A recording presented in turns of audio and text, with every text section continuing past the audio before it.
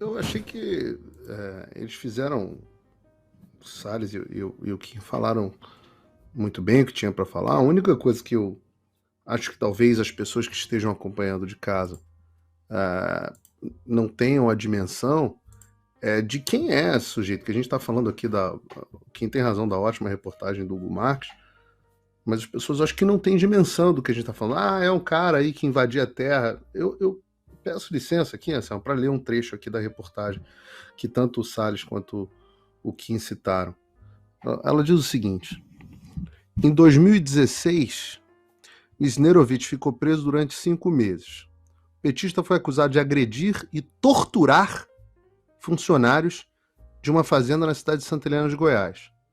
De acordo com depoimentos prestados na época, ele liderou um grupo do MST que invadiu a propriedade, ordenou que os donos abandonassem as terras, confiscou máquinas e ergueu uma barricada de pneus ameaçando atear fogo na sede. Durante o ataque, um dos funcionários foi derrubado da cabine de um trator e ameaçado com um facão. Abre aspas. Nós vamos picar o Toninho, repetiam os invasores, enquanto empurravam o rapaz de um lado para o outro, esfregando a lâmina da arma no seu rosto. Toninho era o dono da fazenda. Um segundo funcionário ainda relatou que os sem-terra dispararam 5 tiros contra eles antes de obrigá-lo a sair correndo do local. Quando esse episódio aconteceu, os métodos de Wisniewicz eram conhecidos e temidos na região há algum tempo.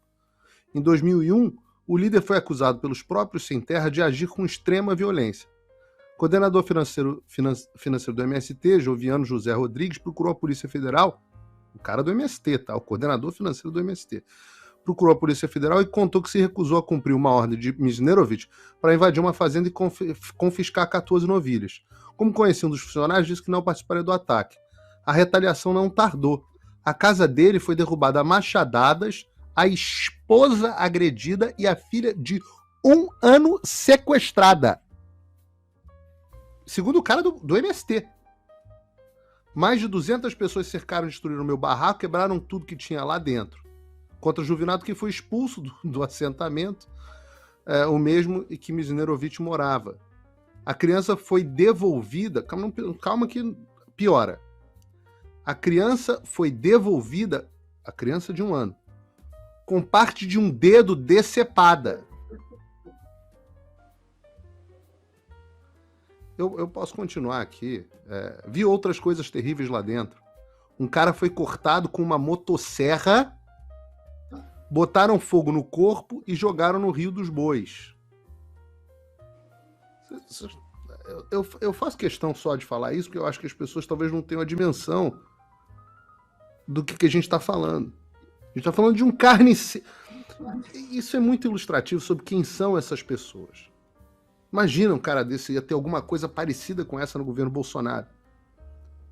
Aí colocam um carniceiro. O cara é um carniceiro, o cara é um louco no governo do PT, e o cara vai lá, coordenador desenvolvimento agrário. Desenvolvimento agrário, esse cara é torturador.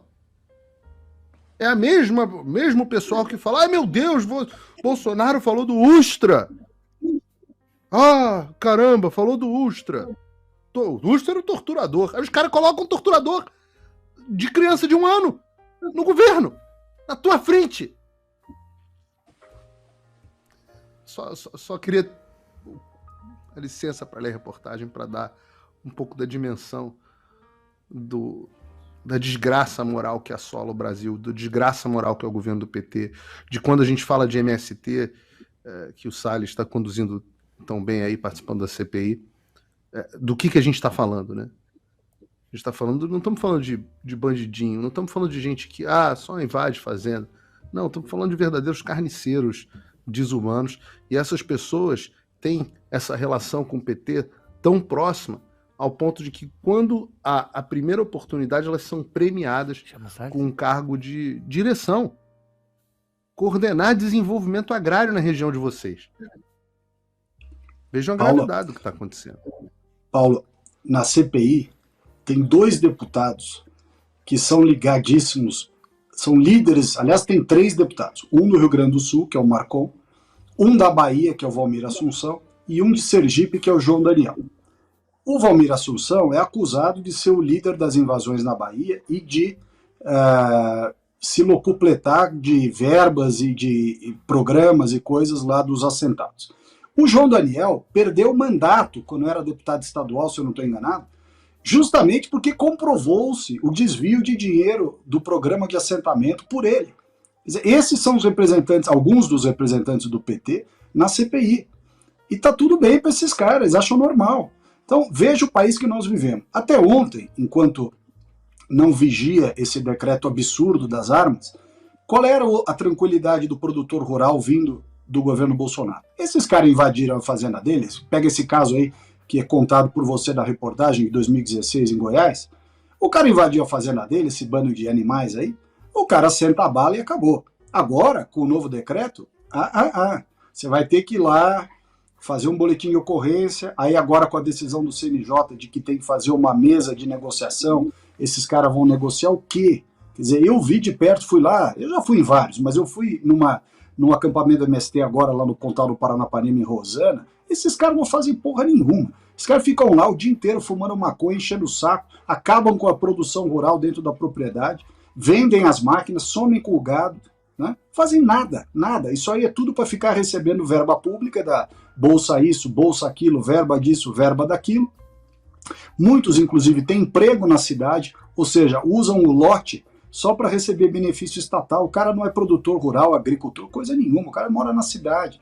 Aquela lona lá que ele colocou num determinado espaço é só para ganhar um lote e depois vender. É só para conseguir dinheiro desses programas de sem terra e tudo mais. E esses aí, exemplo desse cara aí, são os bandidos que usam essas pessoas mais simples para se locupletar. Por isso que nós queremos estabelecer a relação da Sâmia com o Zé Rainha, porque também é igualmente criminoso quem utiliza a boa-fé desse pessoal humilde, que está lá servindo de massa de manobra, para ou ganhar apoio, ou ganhar força política, ou ganhar dinheiro, que é o que esse pessoal está fazendo, reiteradamente. Obrigado, Salles. Paulo Figueiredo, mais algum comentário? Não, só que é a quinta nomeação de alguém do MST no governo Lula. Não é a primeira, é a quinta. Só que esse é mais chocante, né? Acho que é mais que quinta, porque eles nomearam vários superintendentes estaduais do INCRA. Tem uns 10 já. Não, para um posto importante parece que é o quinto, segundo a reportagem do Hugo Marques. É um negócio assim, é um padrão. Essas são as pessoas que estão dirigindo o Brasil. As pessoas estão. Mas não adianta a gente ficar esbravejando e não fazer nada, entendeu? Não adianta. Ficar esbravejando. Infelizmente, o Barbudo ganhou a eleição. Agora temos que lidar com isso, com os instrumentos que estão aí. Recorrer ao STJ, à Justiça Federal, etc., é um dos caminhos. No Supremo, mais difícil. Você tem o Fachin, que é advogado do MST, foi advogado do MST. Quer dizer, nunca virá do Fachin uma decisão contrária ao MST, em nenhuma hipótese.